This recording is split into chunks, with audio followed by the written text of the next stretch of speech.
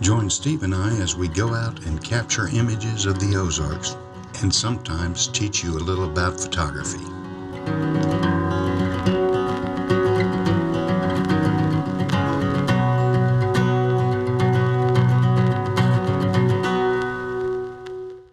It was kind of a rainy, drizzly day, so I thought I'd do a quick tutorial. And doesn't everybody say I want to make a quick tutorial, but I do. I do a lot of focus stacking. I shoot a Nikon D850 and it's high res. Well, there's one issue that always happens is when you focus stack, you sometimes get this strange look, and I'm going to show you here in a minute in Lightroom what I'm talking about. And then I'm going to show you the workaround or the fix. So let's go into Lightroom and I'll show you how I do that. So here are my 6 images that I focus stack. Now most of you, I'm just taking for granted that you know how to focus stack. If not, go back to some of our old videos and we talk about focus stacking. But real quickly, I'm going to look at this first one and I'm going to zoom in about 100%. And let's see which one this is. Okay, this is my background. The background's really nice and focused. So now let me zoom back out, go back to grid view. Let's look at this one.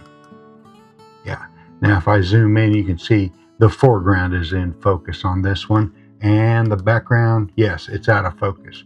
So focus stacking is you bring all those into, put them on top of each other in a stack. And then there's some editing, and you'll see part of that in this. Okay, let's look at the problem with this. Anytime you do focus stacking and you have movement, very slight movement in this one, but the water was moving while I made these individual exposures. So let me show you the problem. So here's the image. I haven't cropped the edges. You can see this little white area around here. After you do focus stacking, you always need to end up cropping it. Now, just to look at the surface, just to look at the image itself, it's sharp in the foreground. And if I scroll all the way to the background, it's sharp all the way to the background. That's why we use focus stacking. Now, there is one problem with any kind of movement. Even though there was slight movement, if I zoom over here, see this pixelation right here?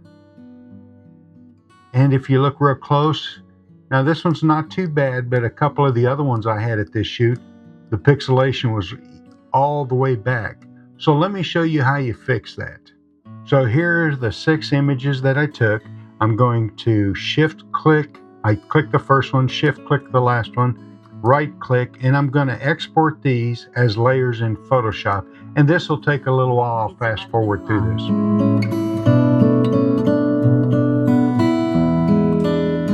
Okay, so here are all our images in a row here.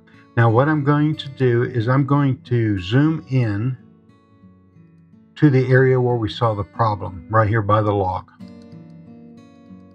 And you won't see it here because it's not focus stacked. But I'm going to start shutting off eyeballs until I get one that I like. Let me go 100%. And when I say one that I like this area, you can see the first one, the log is out of focus. Then the next one, the log is in focus. But I tend to like this one right here. So what I'm going to do is I'm going to right click on that layer, duplicate layer, and I just always call it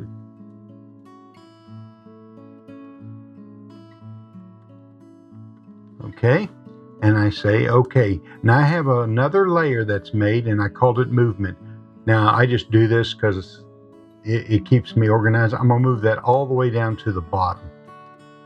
Move it all the way down. Now it's my bottom image. Now the rest of this is what I normally do for focus stacking. So bottom one's picked, so I'll shift click the top one. I'll come over to edit and I use auto align images and say okay. And this only takes a few seconds. And what it's doing is there's focus breathing when your camera focuses at different levels. Now what I'll do, I'll command click movement, And this again is the same step that I always use. I will go to edit and say auto blend layers. And auto blend layers, what that does is pick the best out of each photo, the sharpest part of each photo. And you'll see mask pop up on the right hand side of each of these layers. There they are.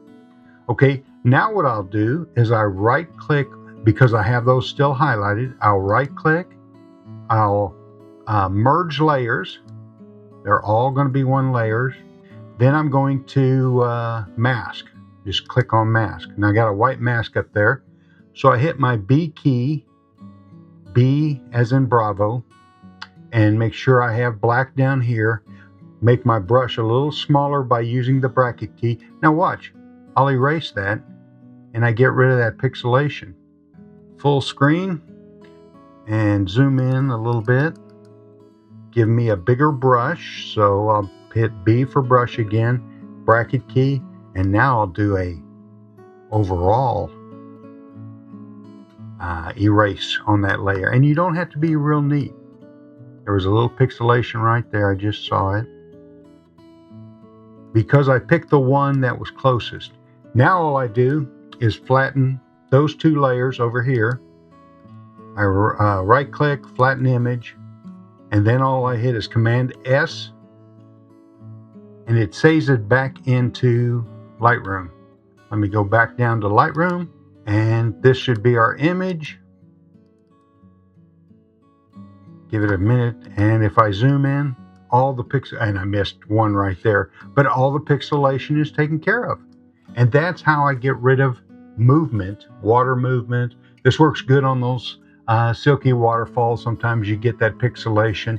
Now, I don't know if it happens all the time. It seems to happen with the high-res Nikon D850. If you enjoyed this video, please think about subscribing. Give me a thumbs up. And this technique has helped my focus stacking immensely. Thanks for watching. Bye.